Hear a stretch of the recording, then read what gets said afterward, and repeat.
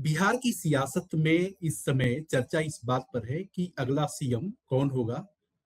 ये करीब-करीब तय है कि भारतीय जनता पार्टी की तरफ से ही बनेगा, लेकिन भारतीय जनता पार्टी की तरफ से वो कौन चेहरा है, जो बिहार की कमान सँभालेगा, ये सब सस्पेंस के दायरे में है। इसी विषय पर बातचीत करने के लिए हमारे साथ मौजूद हैं, बिहार के राजनीति को बहुत गहरी अंदाज में, गहरे तरीके से समझने वाले, विश्लेषण करने वाले दीपक कोचगवे जी। दीपक जी, आपका बहुत-बहुत स्वागत है। नमस्कार। सर, सबसे बड़ा सवाल तो यही है कि अब ये करीब-करीब साफ हो चुका है कि सीएम नीतीश कुमार की कल कैबिनेट की बैठक होगी, उसके बाद वो इस्तीफा दे देंगे। लेकिन अहम सवाल ये है कि बिहार का अगला मुख्यमंत्री कौन बनने जा रहा है? देखिए, बिहार के राजनीति में, बिहार के इतिहास में पहली बार बीजेपी अपना मुख्यमंत्री पेश करेगा। ये बिहार के इतिहास में वो इतिहास बनेगा कि पहला मुख्यमंत्री भाजपा का बिहार का कौन हुआ। बड़ा अहम है भाजपा के लिए। और भाजपा ने जिस तरह से बिसात बिछाई है, उस बिसात में जिस तरह से नीतीश कुमार साथ दे रहे हैं, इससे अब तय है कि भाजपा का सीएम तो होगा ही होगा। और भाजपा का सीएम होगा, कौन होगा, ये सस्पेंस ऐसा लग रहा है कि 1 महीने से मैं भी बहुत सारे चैनलों में जा रहा हूं। यही सवाल है कि भाजपा का सीएम फेस कौन होगा। तो जहां तक भाजपा बंगाल के चुनाव में है, भाजपा असम का चुनाव फिनिश कर चुकी है, भाजपा उत्तर प्रदेश की ओर जाएगी, तमिलनाडु के लिए जाएगी। भाजपा बहुत ठोक बजाकर कोई ऐसा उम्मीदवार देगी जिसका इम्पैक्ट पड़े बंगाल के चुनाव पर, जिसका इम्पैक्ट पड़े अन्य पड़ोसी राज्यों पर। तो ये सारी बातों को लेकर जो चहलकदमी है और जिस तरह से, देखिए, नीतीश कुमार तैयार है। He is ready. He has already set up all things inside his party. Inside अपने पार्टी में उनको किसे मंत्री बनाना है, किसे डिप्टी सीएम बनाना है, कितना डिप्टी सीएम होगा, कौन चेहरा उनके लिए अच्छा होगा, ये सारी तैयारी वो कर चुके हैं। निशांत कुमार के बारे में मीडिया में जो चर्चा आती है, वो आती है कि निशांत कुमार नहीं रहे हैं, निशांत बनना नहीं चाहते। ये सब कुछ नहीं, निशांत बनेंगे। जब अगर नीतीश कुमार कहेंगे तो निशांत बनेंगे। निशांत नहीं भी बनेंगे तो उनके पास एक भरोसेमंद चेहरा जरूर है जो वो आगे को ले जाए। अगर निशांत चाहेंगे कि हम जिलों में जाकर अपने कार्यकर्ताओं से मिले, पार्टी का बेस बनाए, जब बेस बन जाए तब हम आए। हो सकता है, ऐसा भी हो सकता है। तो ये तैयारी नीतीश कुमार की ओर से। प्रॉब्लम कहाँ है? प्रॉब्लम है भाजपा। भाजपा में बहुत सारे नाम आए। सट्टा बाजार में जिस तरह से सेंसेक्स उछलता है, गिरता है, उसी तरह से इनके लोगों का नाम आया। कभी सम्राट चौधरी का नाम बना हुआ है, मगर वो भी सस्पेंस है। सम्राट चौधरी का, क्योंकि नीतीश कुमार चाहते हैं लव कुश का कॉम्बिनेशन। जो लव कुश 60% है, वो जिसमें 4.28% कुशवाहा है और 2.83% कुर्मी है। तो वो 60% जिसके चलते नीतीश कुमार 20 वर्षों तक राज किया है उन्होंने, उतना ही वोट में। तो वो चाहते हैं कि सम्राट बन जाए। और बार बार आपने देखा कि अपने संकल्प यात्रा के दरमियान उन्होंने क्या क्या कहा, यही देखेगा, यही लोग देखेंगे, यही अब करेंगे, हमारे बाद ये करेंगे। हालांकि उन्होंने तेजस्वी के बारे में भी एक बार कहा था, अब यही देखेगा, ये सब देखेगा। तो ये नीतीश कुमार का ये कहना और सम्राट चौधरी का बनना, ये क्या मसला है? इस मसले में बहुत सारे नाम आ गए हैं। जातीय आधार पर बीजेपी फिक्स करेगी अपना उम्मीदवार। जातीय आधार है। देखिए, बीजेपी ये चाह रही है, जो इनसाइड स्टोरी है, कि लगातार 1990 तक से लेकर आज तक ओबीसी का चीफ मिनिस्टर हुआ। सिर्फ बीच में नीतीश ने 9 महीने के लिए जीतन राम मांझी को बनाया। अब वो चाहते हैं कि इस ट्रैक से हटकर ईबीसी की ओर जाए। ईबीसी का 36% वोट है पूरे बिहार में, जो वोट है नीतीश कुमार का, और जो नीतीश कुमार को लोग वोट करते हैं। ये सारी जो संभावनाएं हैं, उसमें बीजेपी तलाश रही है और नाम नहीं खोल रही। देखिए, बीजेपी, आपको याद होगा, कि बीजेपी नाम नहीं खोलती है, चौंकाने वाले निर्णय करती है। यह आपने भी देखा, हमने भी देखा, अपने मध्य प्रदेश में देखा, अपने हरियाणा में, छत्तीसगढ़ में और राजस्थान में देखा। तो ये कहीं न कहीं लोगों को का ये परसेप्शन है कि वो कहीं चौंकाने वाला कोई उम्मीदवार दे देगी बीजेपी। चलिए, ये बीजेपी का मसला है। और देखिए, अब सवाल जहां तक है कि जिस तरह से ये चर्चा का विषय बना है और बीजेपी पहली बार मुख्यमंत्री बनने जा रहा है। हालांकि वो बीजेपी जो मुख्यमंत्री होंगे तो वो नीतीश के सहारे ही होंगे। नीतीश को इग्नोर करके वो नहीं चल पाएंगे, जैसे केंद्र में भी नीतीश के साथ और यहाँ भी उनका रौब चलेगा, ऐसा दो मत नहीं है। तो वो चाहते हैं कि ऐसा कोई फेस हो जो हमारे पार्टी के एजेंडा को आगे बढ़ा के लेकर चले। सम्राट चौधरी नंबर 1 पर है अभी अभी तक, मगर पिछड़ते जा रहे हैं, जैसी खबरें आ रही हैं जिस तरह से। हाँ, पिछड़ने वाली जो कहानी है कि सम्राट चौधरी मतलब रेस में आगे आगे आगे, लेकिन एकाएक हुआ जो है कि वो रेस में पिछड़ते जा रहे हैं। तो आखिरकार ये 2-3 दिन में क्या हो गया कि वो रेस से मतलब पीछे जाते जा रहे हैं? अरे उसमें ये है, आपने ठीक कहा कि आगे है पीछे, बहुत सारी ऐसी बातें। अभी देखिए, जो भी रेस में है वो कुछ न कुछ मटेरियल अपने आला कमान को पहुंचा रहा है। सम्राट चौधरी के भी मटेरियल को पहुंचाया गया। उनके पिताजी ने क्या कहा था नरेंद्र मोदी के बारे में, हो सकता है इन लोग के बारे में भी। तो अभी ये सांप और सीढ़ी का लूडो में खेल होता था कि हम 99 पर पहुंचे और लूडो में सांप काटा तो हम 0 पर आ गए।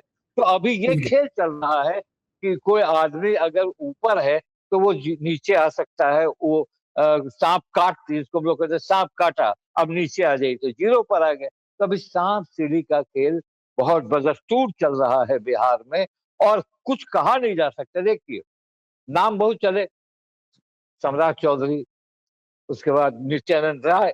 नित्यानंद राय को पार्टी ने 1-2 बार प्रोजेक्ट किया भी, प्रदेश का अध्यक्ष भी बनाया ताकि वो लालू के वोट को काट पाए। नित्यानंद राय जो है वो उसी समाज से आते हैं, यादव समाज से आते हैं, मगर वो बहुत सक्सेसफुल नहीं हुए। मगर फिर भी उनके पास केंद्र में होम मिनिस्ट्री का विभाग चलाने का अनुभव है और अमित शाह के करीब है, तो उनको भी नकारा नहीं जा सकता। उसके बाद आप देखिए, संजय चौरसिया ईबीसी के हैं, ईबीसी में आते हैं, अच्छे नेता हैं, सुलझे हुए नेता हैं।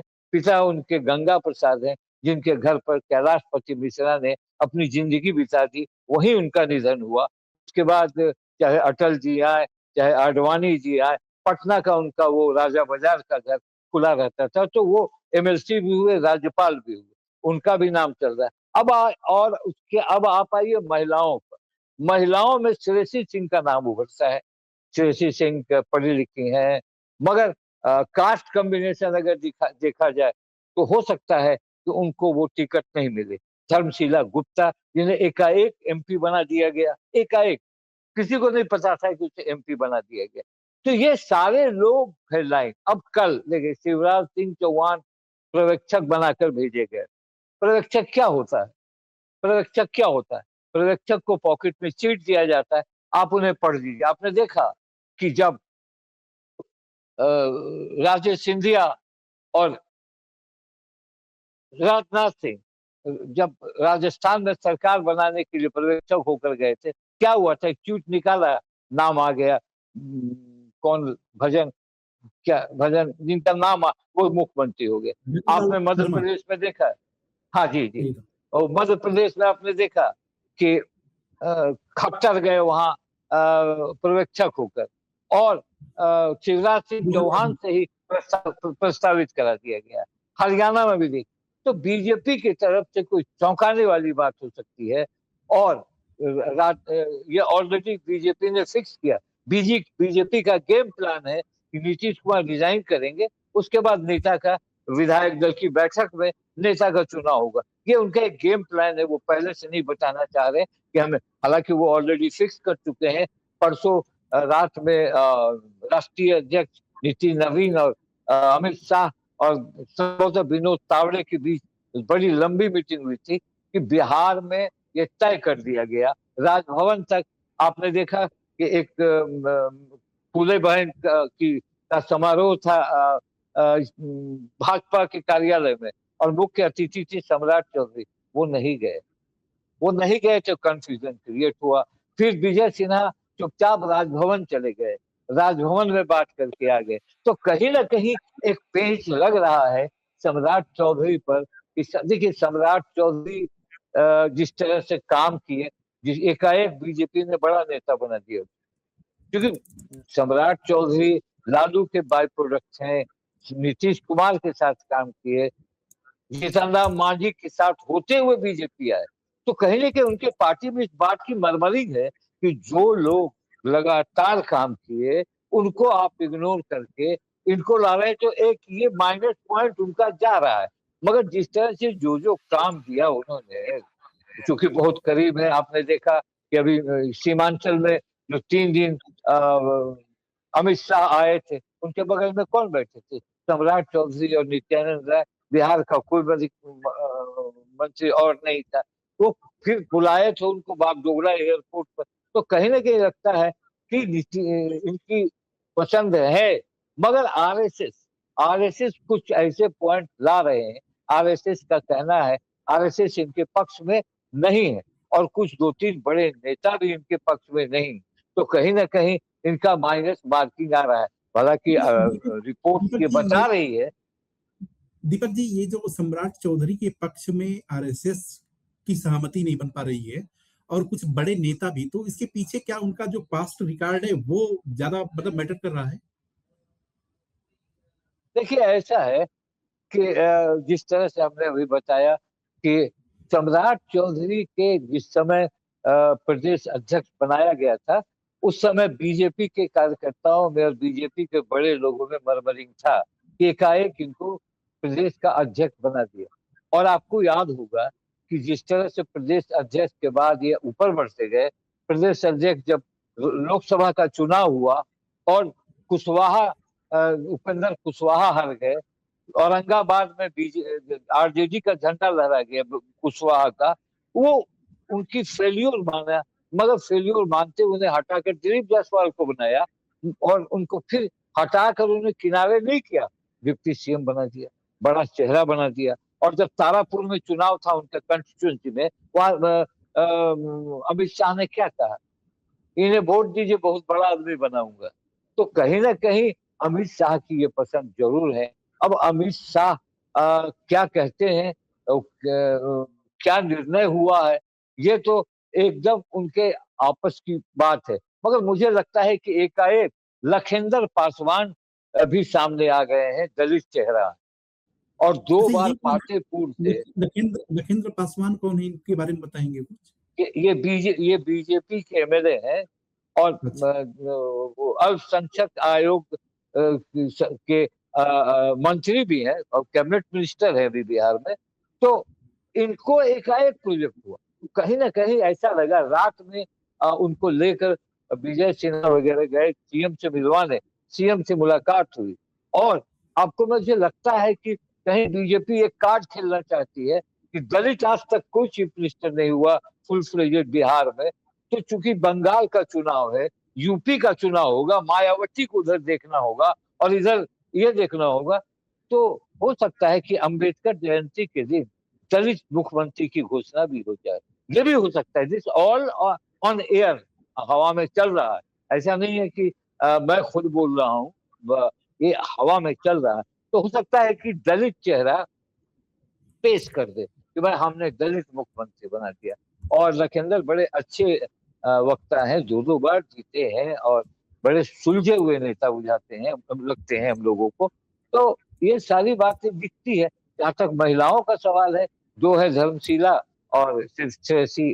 अब हम लोग इस एंगल से भी सोचते हैं कि पार्लियामेंट में महिला बिल पर बहस होगी, कहीं महिला मुख्यमंत्री बना के ये बताएंगे कि हमने शुरुआत कर दी। तो हम इस एंगल से भी सोचते हैं कि ये संभावनाएं दिख रही हैं। मगर ऐसा लगता है कि अगर अमित शाह की जिद हुई तो सम्राट चौधरी को का नाम अब हो सकता है ये पुर्जा निकाल कर शिवराज सिंह चौहान नीतीश को दे, नीतीश जी आप पढ़ लीजिए, या उनके किसी बड़े नेता होंगे बीजेपी के, उनको कहा जाएगा आप प्रस्ताव कर दीजिए, तो जो उनके विरोधी होंगे उनसे प्रस्ताव करा देंगे। ये सारी गेम होगी। कल से पटना आज से गर्म हो गया बहुत ज्यादा, मौसम भी गर्म है।